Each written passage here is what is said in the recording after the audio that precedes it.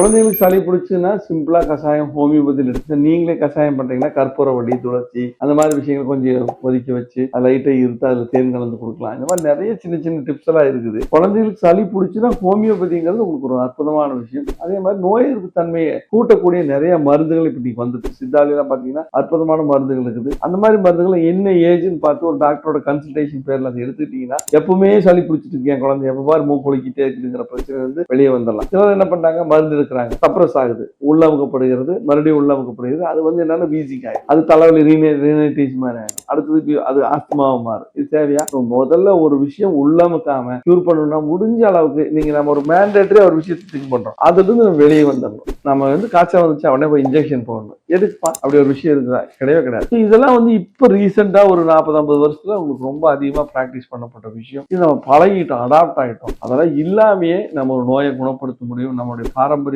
மருத்துவம் அற்புதமான விஷயம். நம்ம ஃபாரின்ல இருந்து வந்த மருந்து என்று சொன்ன ஜெர்மன்ல இருந்து வந்த மருந்து என்று சொன்னா கூட ஹோமியோபதி ஒரு அற்புதமான மருந்து, பக்க விளைவு இல்லாத மருந்து. உங்கள் சரத் மருத்துவமனை, வேர்ல்ட்ஸ் பெஸ்ட் இன்டிகிரேட்டட் ஹாஸ்பிட்டல்.